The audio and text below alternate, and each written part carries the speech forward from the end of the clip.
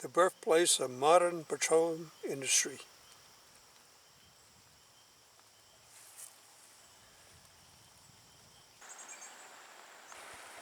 This is Oil Creek, or Oil Creek as some say, where they first discovered petroleum. Alright, here's the museum and park. The other one was a bike path.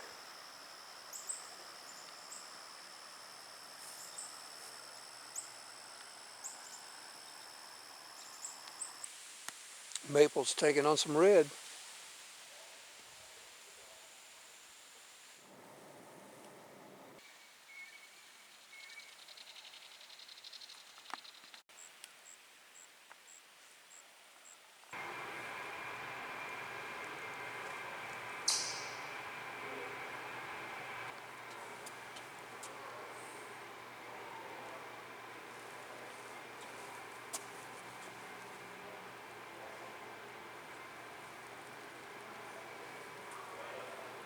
Today, oil is the only commodity whose doings and controversies are found regularly on the front page as well as the business page. It is a massive generator of wealth for individuals, companies, and entire nations. Ours has become a hydrocarb society.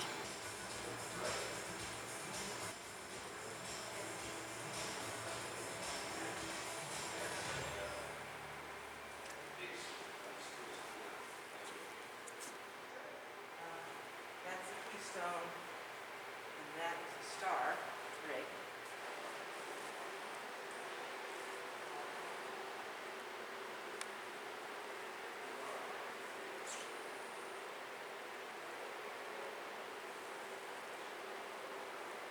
Luck of the drill. Ed and Drake drilled where oil seeped from the ground and succeeded. Other speculators quickly leased promising locations, became wildcatters, looking for oil in imaginative ways, some doused or divined with forked witch hazel branches, waiting for them to point down to the underground oil.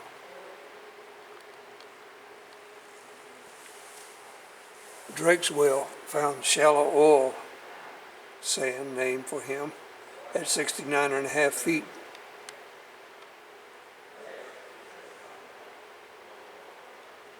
It produced approximately 20 barrels daily for 2 years.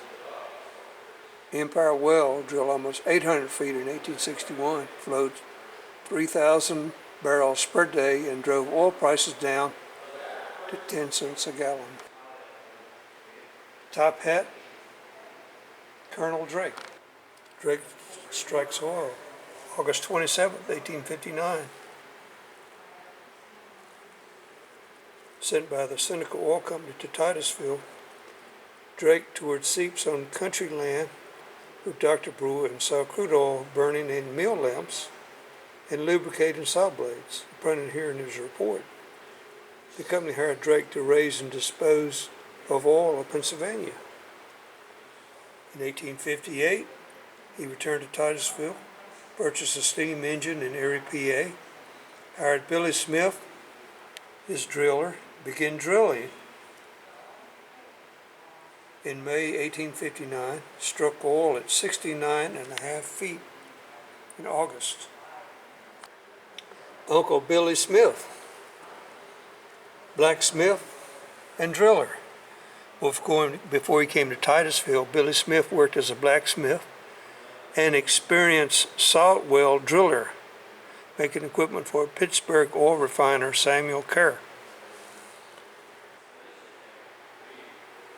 All the way down, all the way down.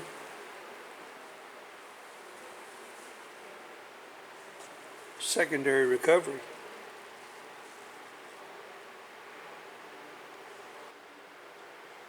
Pennsylvania crude is full of paraffin, good for motor oil, bad for wells, making nitroglycerin very carefully.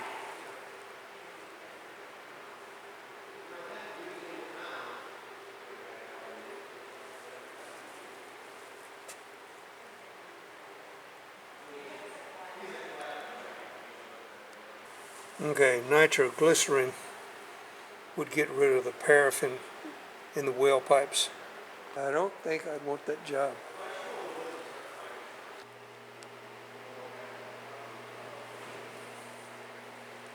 Look at these. See that moving back and forth? These are pumps. It's pumping oil up into those barrels. When fire and steam engine boilers ignited natural gas from wells, explosions happened.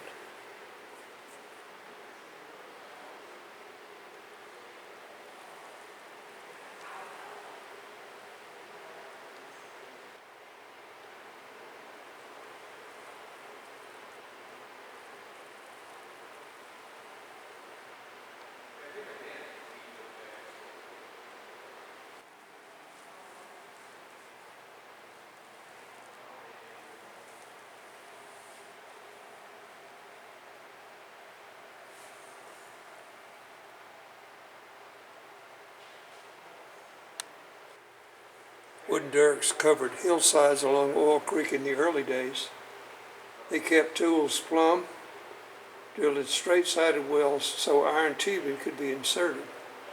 Deeper wells required taller derricks. When wooden structures could no longer support greater depths and heavier tools, giant steel derricks were manufactured in standard sizes.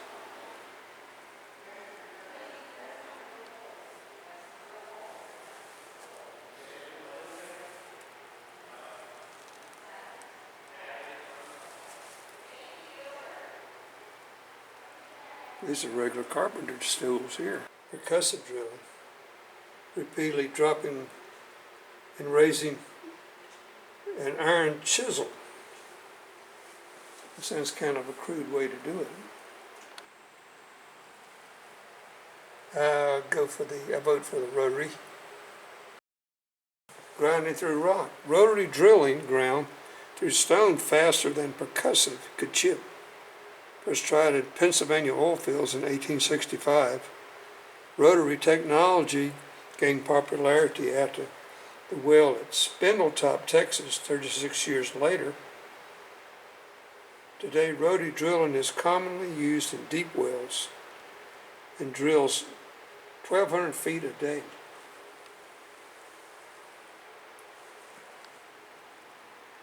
Howard Hughes' father invented these drill bits.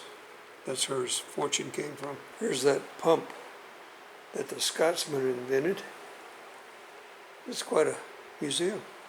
Maintaining wells. There's the casing right here. This is called a sucker rod that was put down into the well to see what was wrong with it. Drilling, 20th century improvements. Modern technologies increased access to isolated oil, moving drilling action, the well bottom, and reduced ground disturbance. Horizontal drilling's flexible pipe maximizes contact with reservoir rock, snaking around to reach remote oil pockets.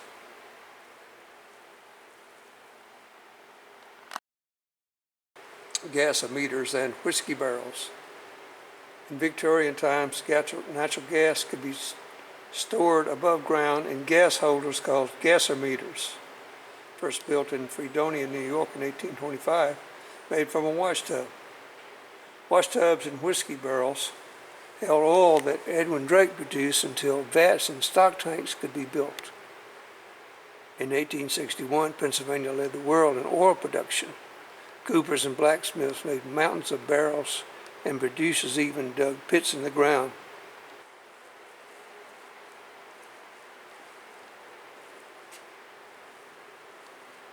What is that thing?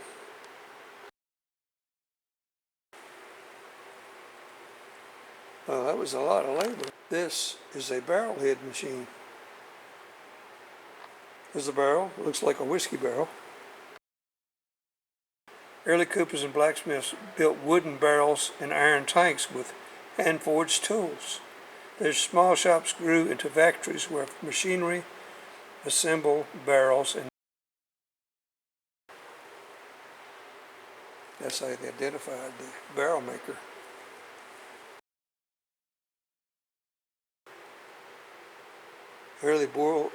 Every produces a bulk oil square batch. Well, here's a Quaker State barrel of oil. Natalie's metal barrel.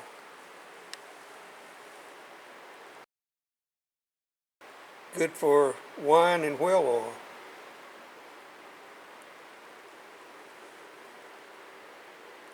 .42-gallon barrels as standard shipping containers for fish, soap, wine, and whale oil.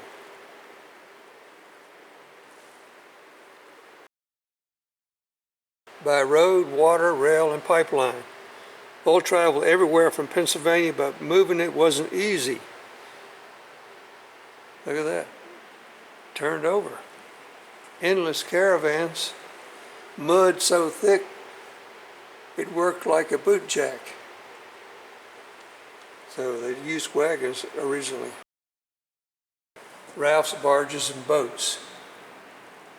When Oil Creek and the Allegheny River were navigable, boatmen floated oil downstream on rafts, barges, and flatboats, and bulk boats. The rest of the year, low water problems were solved by creating a pond freshet. Railroads. Iron horses moved black gold. 3 rail lines were within teamster reach of Drake when Drake struck oil. By 1876, Pennsylvania, Atlantic, and Great Western New York Central lines competed for regional oil business. Dinsmore Brothers. 60 barrels set on end were all one railroad car could carry until James and Amos Dinsmore and Charles Hatch mounted 2 40-barrel wooden tanks on a flatbed car. The Dinsmore tank car left pit hole and arrived in Corey without leaking. Others followed.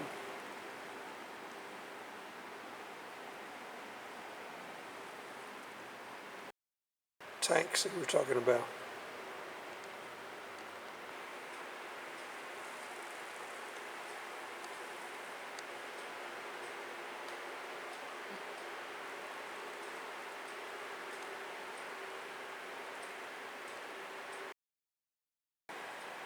They measured the amount of oil in these tanks before it went into the pipeline. Gauges measured oil moving through pipelines using pocket relays to tell the pump station operators how much was coming down. They invented the pipeline.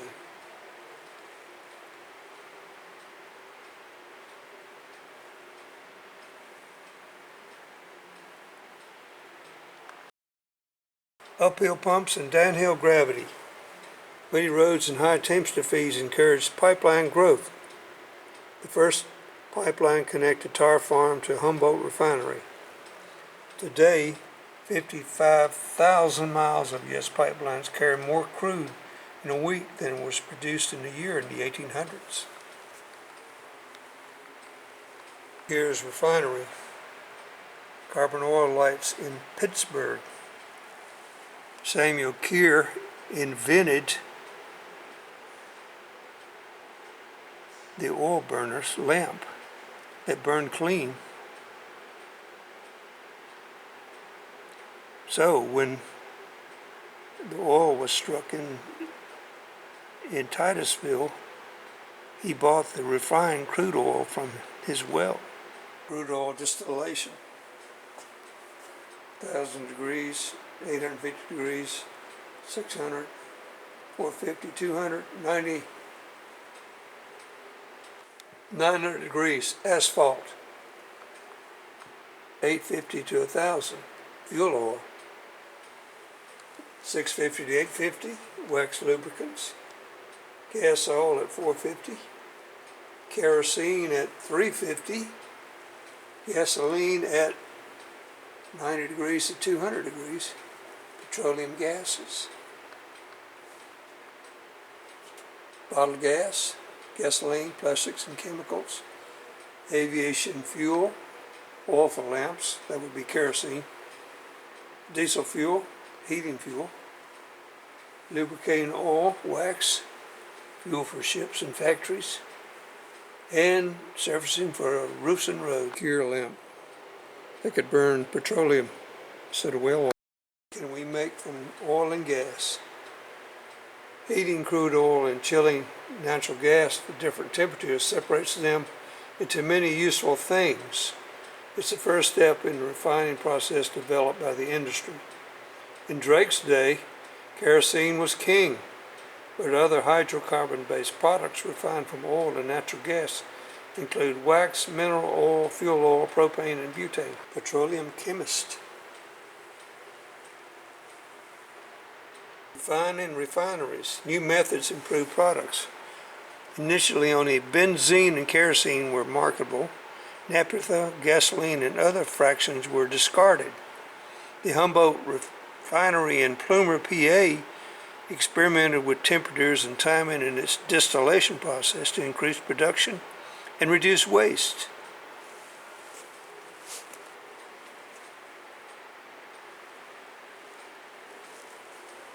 Making gasoline. Refining gets cracking.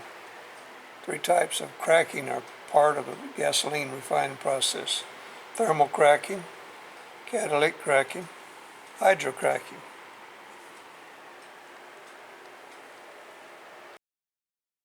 Extraordinary growth. The infant oil and natural gas industries grew fast. Every household wanted light and heat. High-speed industrial revolution, machinery, guzzle lubrication, worldwide marketing hungered for new products from scientific breakthroughs. Invented an industry, manufacturing, management, and markets. American know-how built a petroleum industry, produces borrowed existing technology and adapted to solve problems.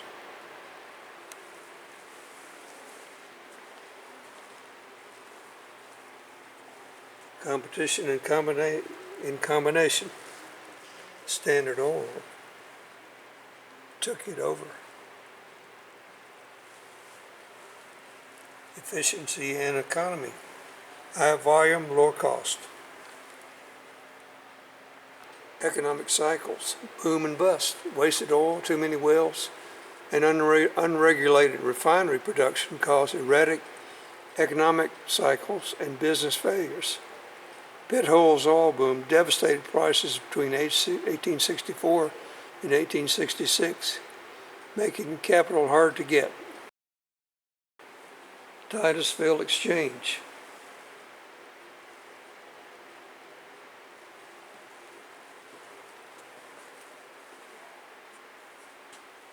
Bears and bulls in market speculation. Bears wanted low price so they could buy cheaper oil. Bulls convinced buyers that production would fall and encouraged them to buy before prices increased.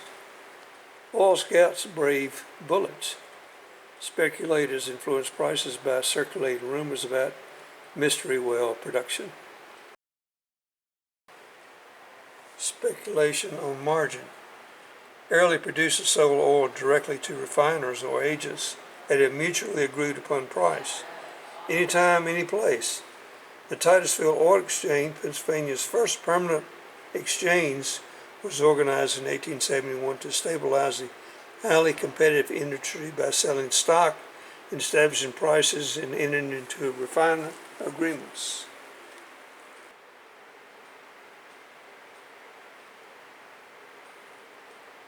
Put your money in a safe. Look at these coins here. Petroleum Bank. Banks could issue petroleum money.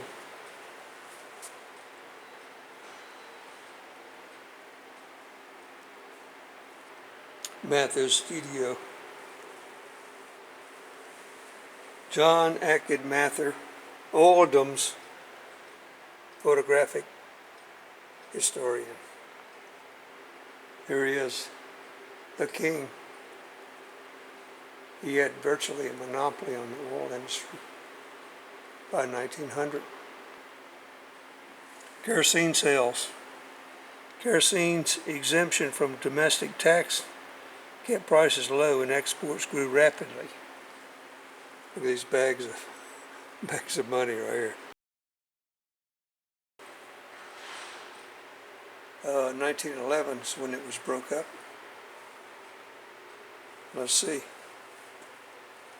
Standard Oil of New Jersey, Humble, Esso, Exxon, Phillips, Conoco, SoCal, Chevron, Gulf, Texas, Texaco, Getty, Union Oil of California, So it became Chevron, ConocoPhillips, ExxonMobil, Marathon. This is from Ashland and Ohio. And then BP America became BP Amoco, Arco, Richfield, Sinclair, City Services, Occidental, Sun, Shell. Tarbell takes on Standard. This is the lady that brought down Rockefeller's empire and monopoly. One lady. All in a day's work by Miss Ida M. Tarbell. Ida Minerva Tarbell. Watched Standard Oil drive her independent oil producer father and brother out of business. While many people saw Rockefeller as a robber baron, illegally stifling competition, Tarbell's investigative articles were labeled muck-raking by President Theodore Roosevelt. The 13 Lords of Finance, men who in varying groups control American productive activities and aim at world conquest. Yeah, these are the guys that invented the Federal Reserve System in secrecy. Bought Oil Creek Valley crude oil for his Cleveland refinery beginning in 1862. Over 40 years, Rockefeller's business practices of centralized authority, informed decisions and managed expenses, and vertical integration helped Standard Oil stabilize the oil industry. Here we go. 1860, $9.60 a barrel. Whoa, look at it, went way up. 1895, $1.36 a barrel.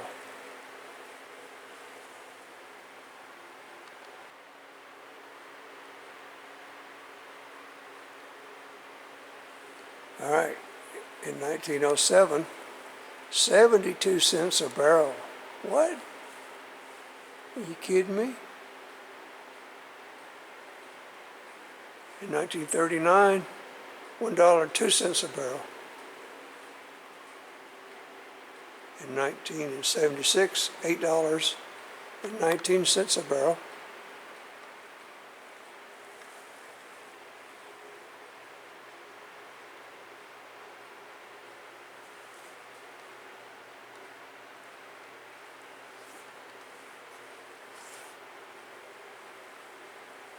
In 2008, $92.31 a barrel. And today's price is $68.61. A drop of oil every day in your life, every day. Abundant oil and natural gas has made our lives easier. 20th century technology, innovative products, and energy from petroleum have profoundly changed our world. We travel in personally owned vehicles, communicate by email, live long, wear easy to care for synthetic clothing, and eat food from sanitary, recyclable plastic packages. Petroleum has changed our world physically and politically. Systems of wires, towers, and underground pipes deliver electricity, communication signals, and heating fuels.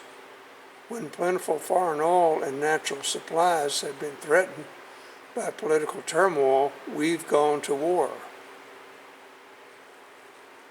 And this gal here must be one of the NASCAR girls. She's flirting with the driver. Communities. Pit Hole City. It was a boom town that didn't last. Vanished all boom towns. Pit Hole is one of them. Franklin, is that another one? I suppose it is. Community growth.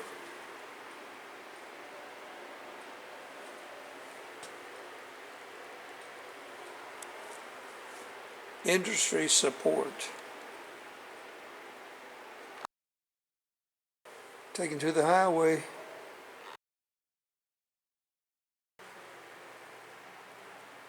Competing for brand loyalty.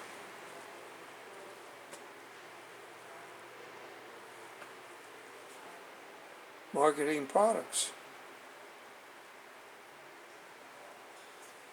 She's marketing Pennzoil. Look at that model stance.